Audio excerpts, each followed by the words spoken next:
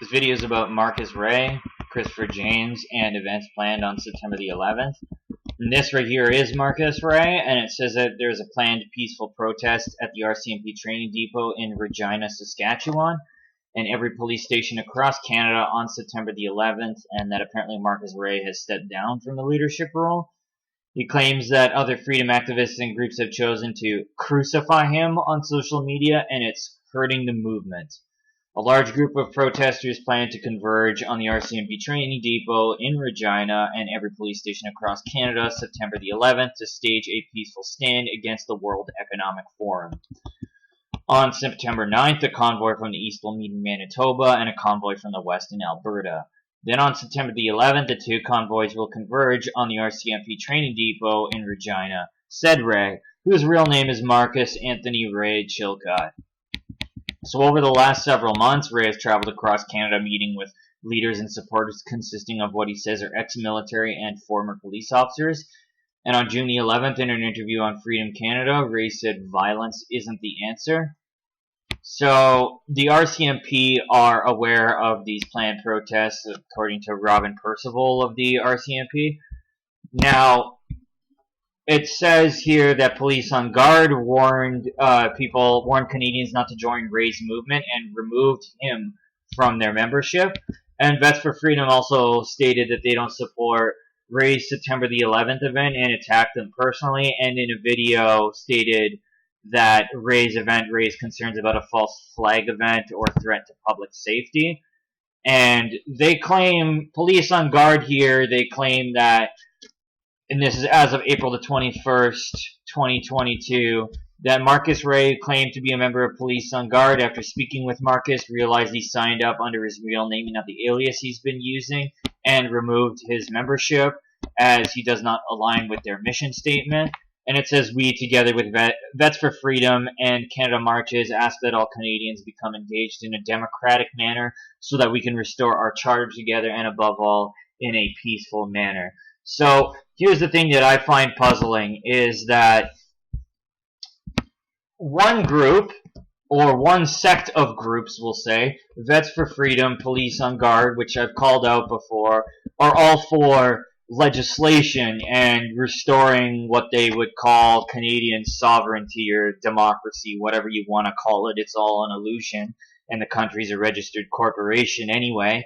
However, fact of the matter is, Marcus Ray is working with Christopher James, who basically is directed in more of a common law ground and wants to use the police against the people that have been oppressing us. He wants police on our side to go up against corporations, think tanks, and anything that is essentially gone after we the people. However, fact of the matter is police are also a crown corporation and don't work for us, as he himself has probably stated. So I really don't understand what the goal is here, or if he is just trying to simply keep us stuck, because as these freedom groups fight one another, the motto to me is best summed up as Ordo ab Chao, order out of chaos, where essentially everyone is fighting one another and thinks they all have the truth.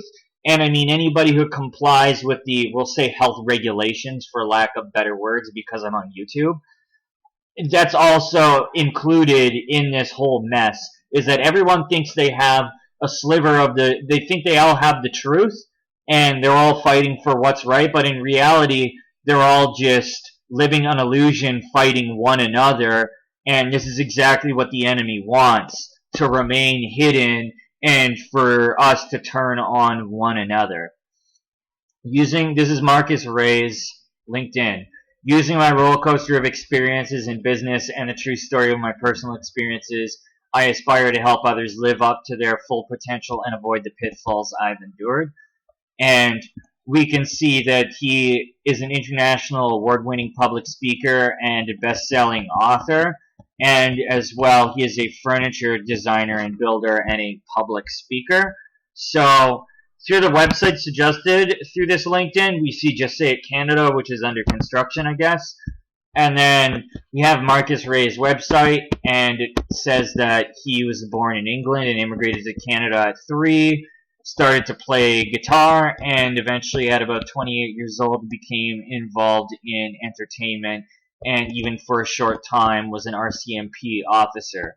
So we see him, he's traveled the world obviously, as we can see he's been with international speakers, and we see him on his RCMP bike duty, his mountain bike duty, and as well this is his book 7 Years of Skin, which depicts his life as an 80s male exotic dancer, or better yet, a male stripper, that's what we should just say. So, and he was a master of ceremonies for TEDx. So this is Pebble Creek Furniture Factory Inc., where Mark Chilcott is the president, and Rhoda Chilcott, his mother, is the secretary. But the thing is, this appears to be out of business. I don't know if this will be entirely relevant to the future or not, but I thought it was worth bringing up, being that his LinkedIn account still says he's involved in furniture design. So he spoke at a Toastmasters Club event, and the Toastmasters Club have a tie with the Rotary International Alliance. They have a tie with the Rotary Club, which is another, very much like the Lions Club or Freemasonry. It's another fraternal organization, essentially, where they give the illusion of building community and making you into a better person. And in reality, that's not what these organizations stand for, being that they're just tentacles of the Vatican, or sometimes even if they seemingly oppose the Vatican, like the Orange Order, for instance, it's all just simply theatrics, because a lot of these organizations we can find created by other members of different fraternities. So we see in May 2019, two long-standing organizations, Toastmasters International and Rotary International, formed a unique strategic alliance drawing from the strength of their many similarities and complementary differences. And many think of Rotary as simply a civic club for businessmen that meet together to discuss various topics of concern to their community. Many are not aware, however, that the originals had much more in mind than just service to one's community. And one of the original founders of Rotary International was a member of the Masonic Lodge, and his first Rotary meeting was held at his office in Dearborn, Michigan. And most of the original members of Rotary were also Freemasons. So there you have it. Just like Alexander A. MacDonald, a Freemason.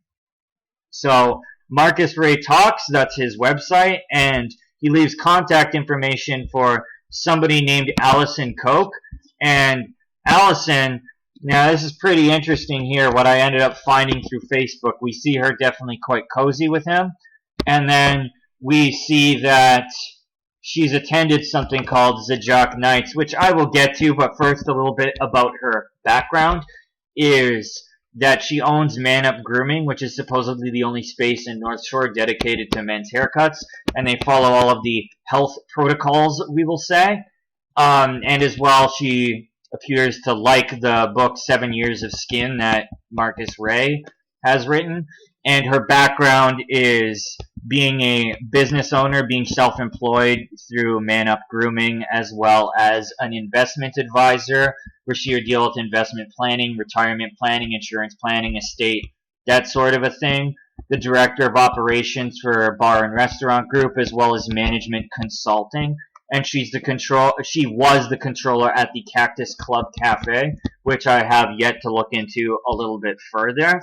However, I'm going to talk a little bit about Zajac Nights here, and essentially they hold these events in support of the Zajac Ranch for Children, which is held at Terminal City Club, which is a place where essentially rich elite type figures would congregate and essentially party and discuss business ideas. So for an elegant evening as community members, business leaders, and philanthropists come together in support of summer nights for Zajac Ranch. And again, I apologize if I am mispronouncing the surname Zajac. I believe it is Polish. The Zajac Ranch provides camps for children and young adults with chronic, life-threatening, and or debilitating conditions. And funny thing about this ranch is they also follow the health protocols very much like Man Up Grooming. So this is a committee of their business people, essentially, and we see that Alexandria Lee is also a member of the Cactus Club, which Allison Koch used to be a member of, which is interesting. And some of the sponsors here, we see different restaurants, bars, Terminal City Club in and of itself, farming and agriculture groups, different data mining information collecting through visual and video technology, event planning, and as well a exclusive partnership with Air Canada. So within the U40 presenting members, we see Carolina Amaral, who is part of KPMG Management Consulting, will house KPMG Law, and KPMG is definitely something in common that we see here. So we're going to explore KPMG, but first I just want to show you this is KPMG's address. That's 333 Bay Street, Suite 4600 in Toronto, Ontario. And the Terminal City Club, essentially they have a membership that opens doors to an additional 250 private clubs and golf clubs in 40 countries. That's Canada, the US, and abroad. So I'm going to go over KPMG very briefly, and essentially they're on board for a more inclusive and sustainable future for all. So that would make them in line with the United Nations Sustainable Development Goals. And there are the 17 Sustainable Development Goals, which you can feel free to look at, but they focus on 4 of them, which have to do with promoting good health and well-being, advanced quality education, reducing inequalities, and taking action to combat climate change. Okay, KPMG, okay. So, all in all, those are the things that ZAJAC is tied to. ZAJAC essentially is tied to the Sustainable Development Goals, and the organizations tied to them follow the health regulations anyway. So, this is the A Warrior Calls website, and now I talked to Christopher James, whose real name is Christopher Pritchard. I have some issues because for what it is you claim to preach, you tend to partner with organizations that seemingly contradict what it is you claim to talk about. So I've already done a video on the line, which, Christopher, I would recommend that you watch. It's called Draw the Line with the Line. And as well, you partner with the Canadian Democratic Defense Association, the CDDA. So I'm going to go over them and show people what they are. So you have Kellyanne Wolf here, which I've as well seen you do an interview with Kellyanne Wolf and Lamont Daigle, which is, again, interesting considering the fact that Lamont Daigle has ties to the United Nations and the fact that the founder of the Line Canada has several different aliases, and I don't even know his real name, which I'll definitely get to in a little bit more depth, even though I've already covered that in a previous video. But the CDDA works in collaboration with grassroots organizations. There we go with the grassroots description, just like Vets for Freedom would describe themselves, and nonprofits who are working together to enforce the authority of the people over the operations and transparency of the Government of Canada.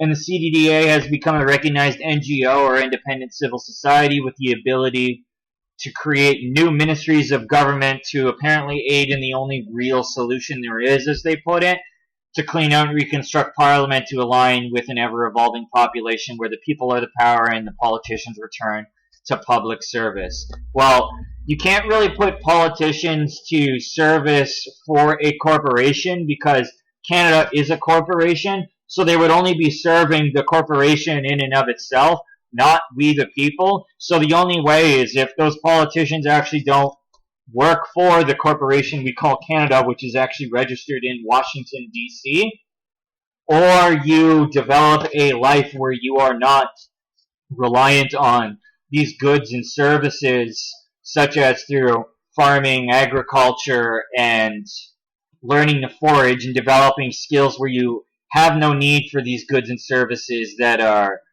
offered to us. And some of them we actually need. However, it takes time to develop that kind of a lifestyle, right? So here it also says that they have a vast network of groups that have risen up against the multitude of civil rights, such as the First Nations and Indigenous peoples, as well as hereditary tribal people. And the thing is, the CDDA is in partnership with Align, which I was discussing, and they've launched with unifiednorth.com for digital signature to enforce the Bill of Rights over all jurisdictions of law. Now, that in and of itself doesn't even make sense. I don't agree with that, and I also think that contradicts what Christopher James is supposedly trying to do, because if legal means contract and legislation has no authority over we the people, as Christopher James would say, then why is it that you partner with an organization that wants to put the Bill of Rights over all jurisdictions of law within the corporation known as Canada? Christopher, you have a lot of explaining to do. Also, as well, this organization ties to GCT Tactical, which is a private security firm that has actually gone overseas as well, and a member of it is Michael Boutros or Tony Joseph Hamlin. I don't even know his real name, but that is the person that founded the line, and essentially, that is the person as well. He's worked for this organization, so why is it that you're working with scum like the line and somebody like Lamont Daigle, who's actually attended UN meetings? And as well, this organization has ties with Police on Guard for Thee and Mounties for Freedom, which are supposedly opposing the message that Marcus Ray is putting out there, and some of the heavy critics for him, including Daniel Bulford, who's a member of the Mounties for Freedom. So, all in all, what is going on doesn't make sense, and again is best described as Ordo ad Chao, or order out of chaos, where you're actually fueling the confusion, Christopher. And again, if I'm totally wrong about what I'm saying about you, please, by all means, comment, and I'll even talk to you and do an interview with you. But you also have some questionable sources on your website, such as Louis Farrakhan, who supposedly is exposing the Masons. Well, I'm going to tell you some truth about him. Sorry to use Southern Poverty Law Center. I don't really like this organization, but just surface value information here. Two of America's better-known UFO-friendly religions, Scientology and the Black Nationalist Nation of Islam, now have more in common than unusual theologies involving intergalactic spaceships. For about a year, NOI leader Louis Farrakhan has been telling his followers to embrace Scientology in order to move closer to perfection in preparation for the end times. Okay, so we have this guy who essentially runs a cult that is now partnering with Scientologists. He is inducted into a fraternity known as Omega Psi Phi, and apparently is calling out the Freemasons. Okay, now Alain Locke was the first black man to receive a scholarship from Cecil Rhodes, and so he had to be loyal to his white masters, as depicted in this article. Cecil Rhodes was the man who killed over 1 million Southern Africans and set up a diamond mining company in Southern Africa. You can read this article for details of how he murdered millions of African people. Now today there are 5,000 members and 112 members of the Boule secret society all over the United States and the West Indies, and the group is said to be among the wealthiest group of black people on earth. Now, the meaning of the word boule helps us in defining these groups of black men and women as sellouts, cutthroats, and the worst types of dogs, steady seeking gratification from white supremacy. Boule is a Greek word which means advisor of the king. Now, who do you think the king is? The king is the Cecil Rhodes slash Lord Rothschild Secret Society and Rockefeller Foundation, which they are sworn to protect. So, essentially here, we just have essentially a slave group, the Boule, which are essentially, if you've never heard of them, the Sigma Pi Phi Boule was founded in Pennsylvania in 1904 by Dr. Henry McKee Minton and 5 of his colleagues. So that's the gentleman who actually founded the Skull and Bones Society. And essentially this group right here, Sigma Pi Phi, it is the father of the black Greek letter organizations that make up what they call the Divine Nine: Alpha Phi Alpha, Kappa Alpha Psi, Omega Psi Phi, which I believe, is that the one that Louis Farrakhan? Yes, Omega Psi Phi is the one that he was inducted into. And then we see as well here in this page, if it loads, oh look, he is as well at a Masonic lodge, and he calls out the Masons. Christopher James, or Christopher Pritchard, you definitely have some homework to do, man, especially if you are partnering yourself with people like Lamont Daigle, Kellyanne Wolf. Lamont Daigle attended meetings that were sponsored by the United Nations for International Men's Day, and as well Marcus Ray's seeming girlfriend, I guess, as depicted by this photo, I would assume so, has attended Zajac Nights, which is essentially held by elitist type of figures at the Terminal City Club. So if you're actually aiding in this Ordo Ab Chao agenda, or you're not, you have a lot of explaining to do, and as well, Marcus Ray supposedly stepping down is nothing but simply theatrics, because he's either playing his part or has already played this part. And there is definitely much more information I have to release, as I'll be talking to you about Jordan Fritz and Clayton Fast next video. Anyway, take care. Thanks for watching.